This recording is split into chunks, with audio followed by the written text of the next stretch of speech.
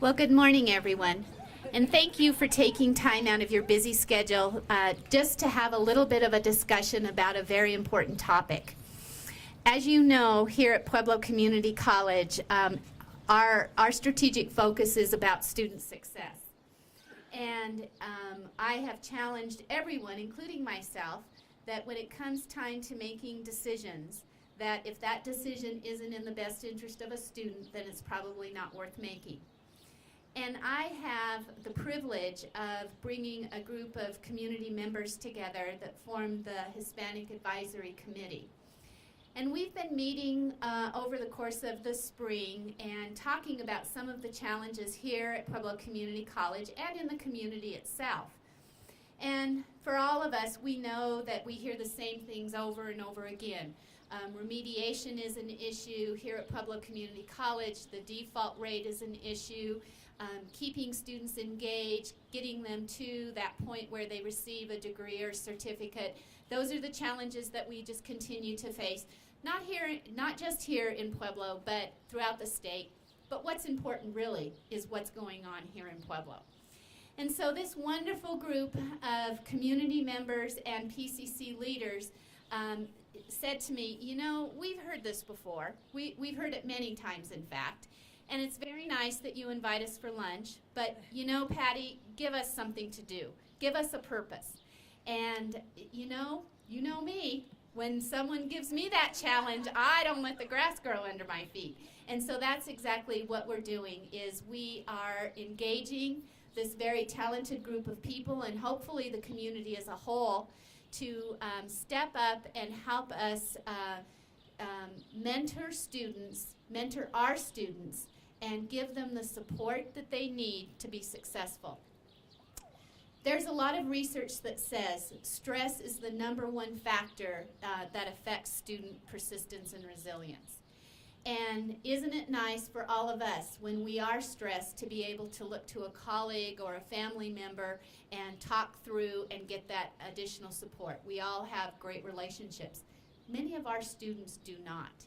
And so this mentoring program that we are going to be putting in place, that will be coupled with our AAA Steps to Success course, will give students who we know need that extra help and support somebody to have a relationship with, that when they are in a stressful situation, they can go and say, Betty, I don't have childcare. What do I need to do? And hopefully Betty would be able to talk through, because you know, there isn't a problem that isn't solvable.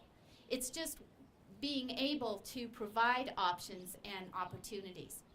And so at this time, I would like to introduce one of the huge advocates for this mentoring program, Joe Chavez. And all of you know what a dynamic leader he is. And he truly believes in academic excellence, and that's why I love him so much, is because he challenges his students, and those students that come here to Pueblo Community College are doing a great job, and we are very appreciative that you've stepped up to help lead this charge. So, Joe? Thank you, Patty. As you know, I'm the new executive director at Chavez Preparatory Academy. I've been on the ground for just a little over a year, and as part of my role, I wanted to be civically engaged in the community, especially in the areas of education. I come from a background of a 21-year Air Force officer, also ran the operations for the state of Colorado for the USO, which is a military support organization for our troops, our airmen, and our Navy men. As I evolved in this role on the advisory committee,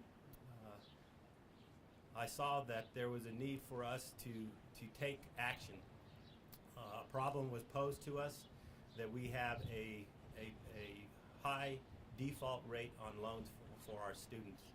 And I took on the task, being a soldier for Patty, that I would lead this effort and the committee in figuring out what exactly was the systemic problem for why we had large default loan rates of our students.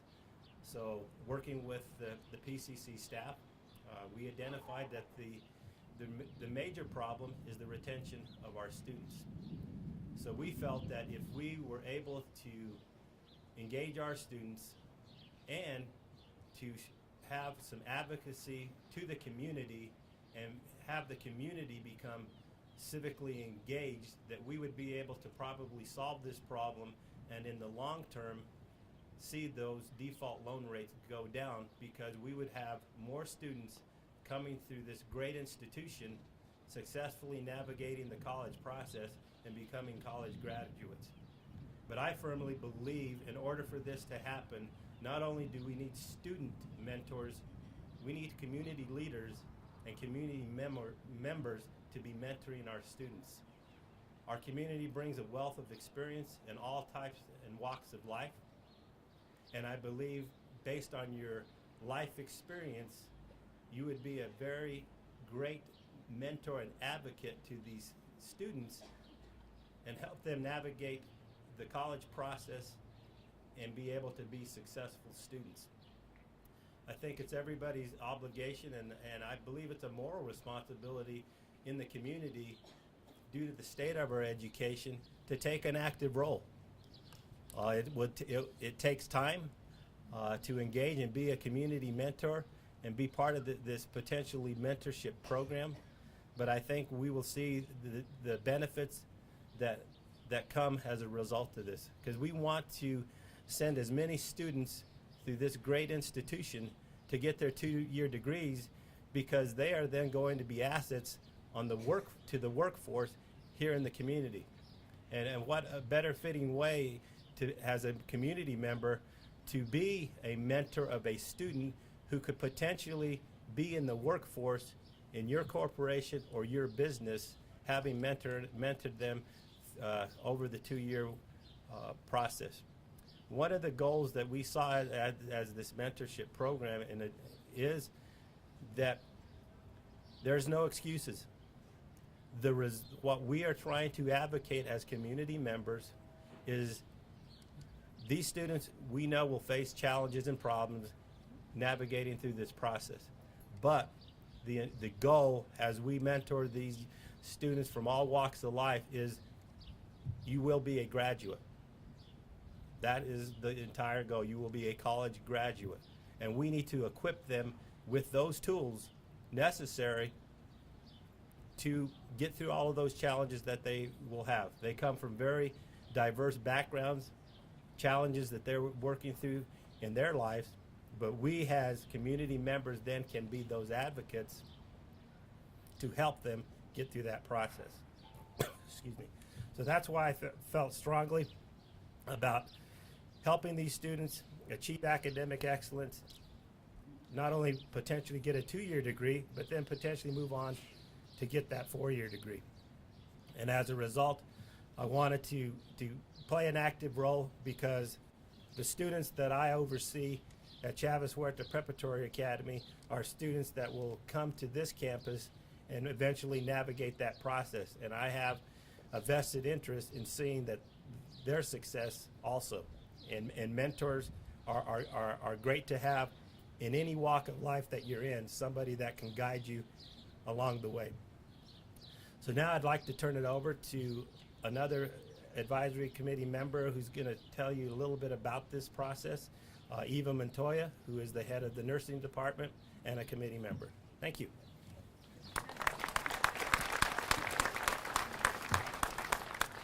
Hi, everybody. You know I'm Eva Tapia. But thanks for coming today on this beautiful day, hopefully before it gets to 100. And let me tell you a little bit about what we have put together as far as the mentoring program. I am part of a sub-task force with PCC, along with the PCC Hispanic Advisory Committee, and we hope that the PCC community and the Pueblo community all recognize the value of keeping students in school. We hope that each one of us appreciates our individual roles in preparing our students to be valuable and productive members of our community. We know that our students face academic, financial, and social challenges. Through the mentoring program, we hope that mentors and students can form close, caring, and supportive relationships. Research through the U.S. Department of Education has shown that students in mentoring programs are more likely to attend and graduate from college, and they are less likely to skip classes, we all know that, and have a better attitude towards their school and their teachers. The program, let me tell you a little bit about that. We want to provide students with academic help and advising. We want to provide them career exploration and assistance, emotional and social support, and social experiences. Mentors will be encouraged to reach out to students, discuss classes, personal struggles, education, home life, and encourage and support problem solving. Mentors can help students on those days that they feel like just giving up. Data from the National Center for Educational Statistics indicate that the efficacy of mentoring is a direct result of the amount of time the mentor and the student work together. Specifically, 88% of those who work with mentors one time a week support substantial improvements in their academic skills compared with those that meet with a mentor once a year. So we want this mentoring program not to be just a fly-by-night, once-a-year introduction with students. We want our mentors to be connected to our students. We want our students to be engaged. We're trying for bi-weekly activities with students in a variety of ways to keep them engaged. Things like individual meetings with mentors and students, mentoring communication blog, either through D2L or, Facebook, we all love that, skills seminars on social and financial literacy, and activities and get-togethers that celebrate student achievements and success. The mentoring program will also provide training for our mentors. We want them to understand the scope of their role as a mentor. We want them to develop the skills and attitudes that they need to perform well in their role. And we want to build their confidence as they prepare to start working with the students. So members of the Hispanic Advisory Committee have been charged to be mentors, and more importantly, to recruit all of you to be mentors. So you may ask, why should I be a mentor? What does it benefit me? So I want to quote Albert Schweitzer, who said, "One thing I know for sure is that for you to be truly happy are those of you who sought and found how to serve." When you are a mentor, the self-reflection that results from mentoring a student and that relationship that occurs gives you powerful growth, and it gives you new insights about yourself. Many mentors simply gain great satisfaction on passing on and sharing their knowledge. By being a mentor, you are contributing to the success of the local community workforce and your future employees. Mentoring a student ensures that you stay current in the development of the new profession coming on. Mentoring a student will improve your own skills in coaching, mentoring, and listening. It's common to hear a mentor called a coach, a guide, a role model, an advocate, or a friend. We hope to see all of you at an open ceremony mentoring sign-in that will be here at PCC upstairs in the ballroom on June 20th at 5:30. And we're hoping that you'll bring family, friends to help us with this.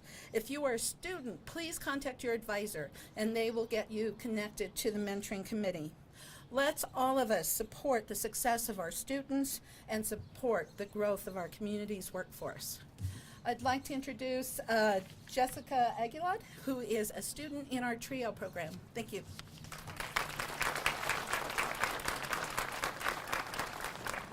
Hi, my name is Jessica Aguilar. I was born and raised here in Pueblo, and I graduated from South High School in 2011. Right after graduation, I started my first college class here at PCC in the fall.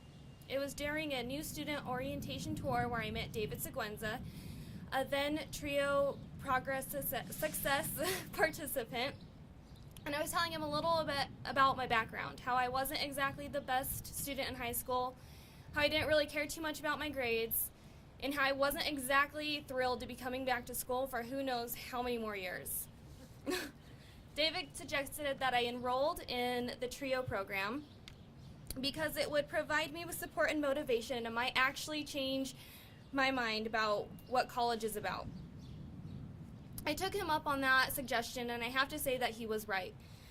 The TRIO program's biggest benefit for me was the mentoring support I received from the staff members. I got academic advice and was made aware of all the resources that helped me pass my classes, and was motivated to keep going and to not give up. Because of this, my confidence has really grown since day one. Because of PCC and the mentoring help I received here, I now have the confidence to pursue my goal into becoming a dental hygienist. Because of the help I have been given, I feel that I have been more successful than if I would have never have gotten it at all. Thank you. I would like to turn it back to President Erdavik for some final words. So are you excited? Absolutely, absolutely. I want you to know, and I think many of you do know, we have over 6,000 Jessicas here.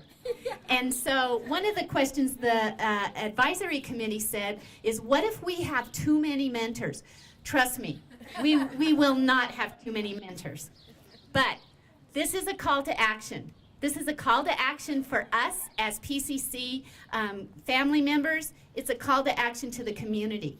We believe in our community, don't we? We believe in our young people. We believe in the future of Pueblo. And if we all come together and give of our talents, I know that we are going to make a huge step forward in reducing the need for remediation, in reducing our default rate, and most importantly, for increasing our graduation rates and providing the community with a highly skilled, highly educated workforce.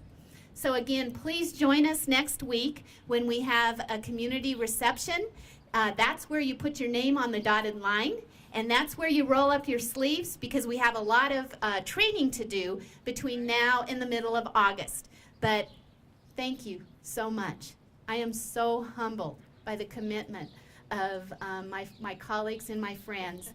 Thank you for believing in the role and mission at Pueblo Community College. Thank all of you for the work that you do. I know, I look out here, there's not one person here that doesn't believe in our students. So just remember, we have over 6,000 Jessicas that we want to make a difference in their lives. Thank you so very much.